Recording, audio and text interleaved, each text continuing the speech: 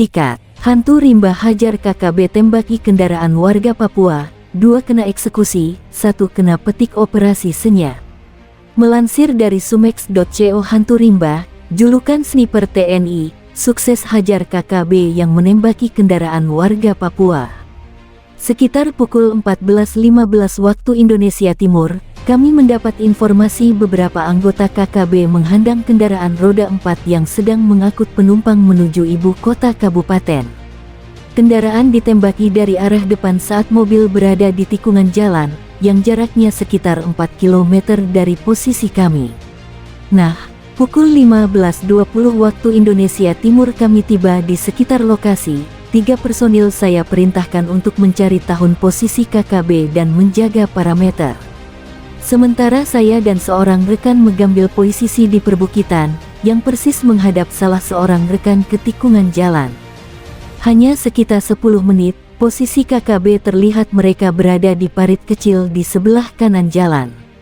Untuk menghindari jatuh korban dari warga yang bersembunyi di sekitar kendaraan, kami bergeser lagi kira-kira 100 meter ke sebelah selatan. Kami mengambil posisi di belakang KKB kurang lebih 150 meter.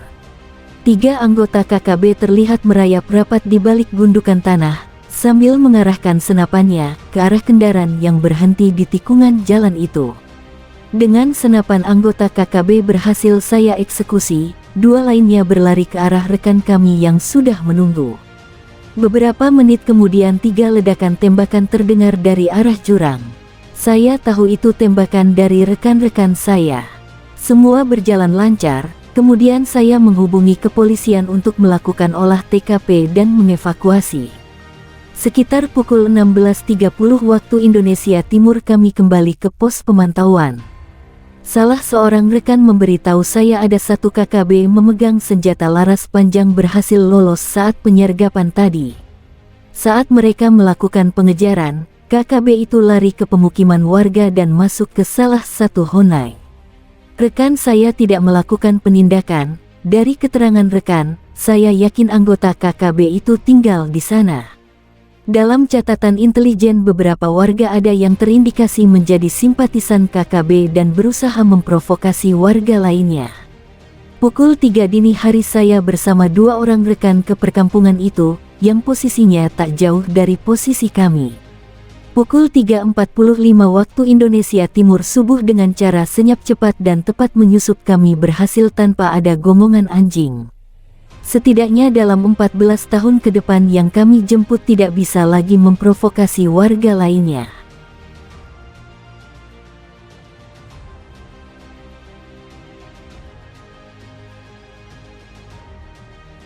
Berjaga di suatu area dari hari ke hari bagi saya dan tim kecil kami sangat membosankan. Ibarat menunggu mangsa yang terjerat jebakan hanya bergerak ketika mangsa terjerat mangsa. Kami ini tim mobile yang dilatih untuk aktif dan selalu bergerak. Daripada kami menunggu KKB muncul atau selalu was-was memikirkan dari arah mana KKB akan menembak, lebih baik kami mencari keberadaan musuh yang akan menyerang kami. Dari titik koordinat posisi kami berada, saya tahu 7 km di sebelah selatan posisi kami ada salah satu perkampungan yang dikenal sebagai basis KKB, yakni Kampung Lembah Baliem, kampung kelahiran Egyanus Kogoya, pimpinan KKB paling dicari saat ini. Pukul 5.15 kami bergerak ke arah Kampung Baliem. Pukul 7.20 kami sudah berada di pinggiran perkampungan. Kami mencoba mengitari perkampungan untuk memantau situasi. Saat melintas di jalan tikus yang biasa digunakan warga menuju perkebunan mereka, tiba-tiba 1 suara tembakan terdengar dari arah perkampungan. Dengan gerakan refleks kami tiarap ke sebelah kiri.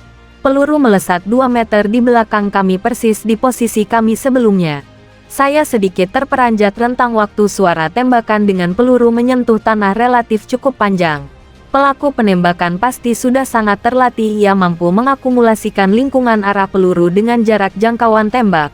Rekan-rekan setim saya minta untuk lebih waspada.